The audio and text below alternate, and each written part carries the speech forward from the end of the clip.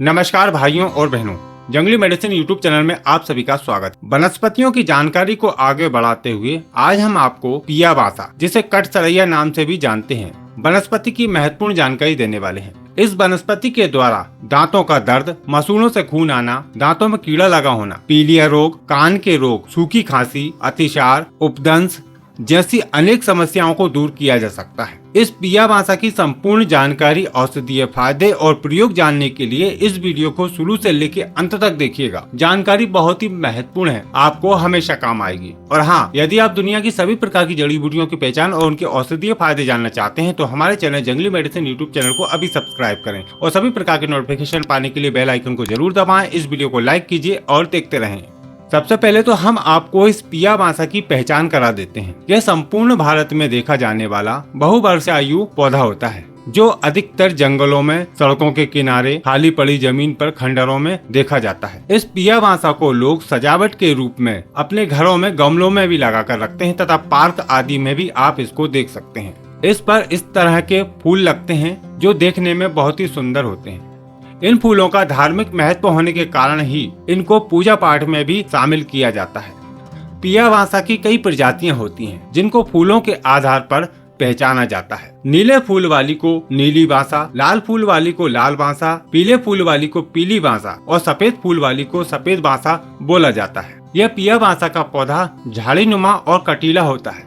पिया बासा के पत्ते इसके तनों पर लगते हैं और इसके फूल भी कांटेनुमा पंखुड़ियों के साथ तने पर ही लगते हैं। इस प्रकार के इसके पत्ते होते हैं जिसमें नीचे की तरफ कांटे भी होते हैं। इस पिया बासा को भी अलग अलग क्षेत्रों में अलग अलग नाम से जाना पहचाना जाता है। आपकी जानकारी बढ़ाने के लिए हम आपको इसके कुछ नाम बता देते हैं ताकि वनस्पति को पहचानने में आपको सुविधा हो।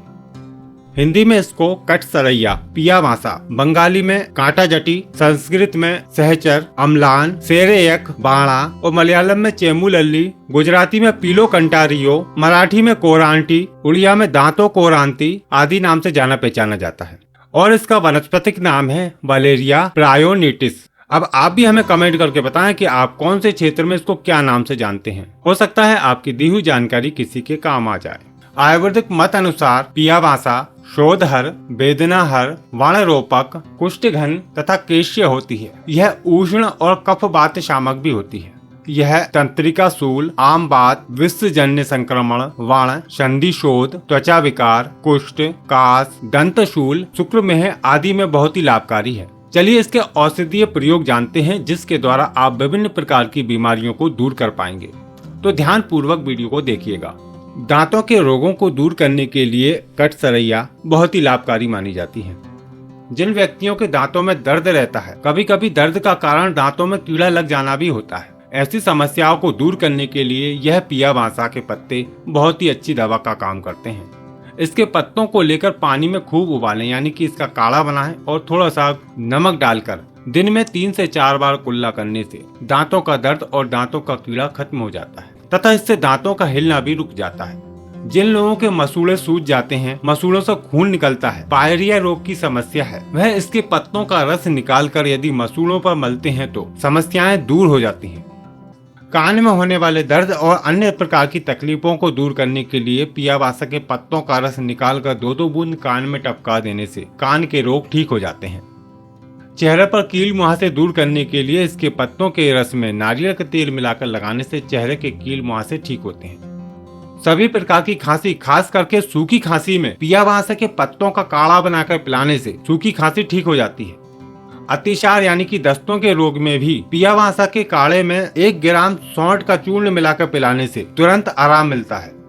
उपदंश रोग में पिया बासा के पत्तों के रस के साथ काली मिर्च घोंट कर पिलाने से उपदंश की समस्या ठीक हो जाती है। जब शरीर में अत्यधिक पित्त बढ़ जाता है तो उसको शांत करने के लिए पिया बासा के पत्ते, तुलसी के पत्ते और भृंगराज के पत्तों का रस बराबर मात्रा में लेकर दूध और मिश्री के साथ सेवन करने से समस्या पहले ही दिन से ठीक हो जाती है। पुराने फोड़ों पर पिया बासा के पत्तों की राख में शुद्ध देसी घी मिलाकर लगाने से पुराने फोड़े ठीक हो जाते हैं। शरीर के अंगों पर सूजन आ जाने पर पिया बासा के पंचांग का काढ़ा बनाकर उसमें सूती कपड़ा भिगाकर गरम गरम ही सूजन वाले स्थान पर उस कपड़े को रख देने से, यानी कि लपेट देने से सूजन ठीक हो जाती है। बच्चों में होने वाले कफ रोग और बुखार में पिया बासा बहुत ही अच्छा काम करती है। इसके पत्तों के रस में शहद मिलाकर बच्चों को दिन में 2-3 बार चटाने से बच्चों के कफ के रोग और बुखार ठीक हो जाते हैं तथा हानिकारक केमिकल वाली दवाओं से आप बच्चों को बचा पाएंगे। तो देखा आपने इस पिया मासा के कितने सारे औषधीय फायदे हैं। इसलिए आप इस प्रकार की वनस्पतियों को आप अपने घरों में गमले के रूप में लगाकर रख सकते हैं, जिससे सुंदरता और स्वास्थ्य लाभ दोनों मिलते हैं। यदि आप भी इस वनस्पति के बारे में कोई जानकारी रखते हैं तो नीचे कमेंट बॉक्स में जरूर बताएं। हो सकता है आपकी जानकारी किसी के काम आ जाए। आशा करते हैं कि आज की जानकारी आपके लिए बहुत ही लाभकारी रही होगी। वीडियो को लाइक करें, शेयर करें और हमारे चैनल को सब्सक्राइब करें। आपको फिर मिलते हैं एक नई जानकारी के साथ एक नई वीडियो में। नमस्कार।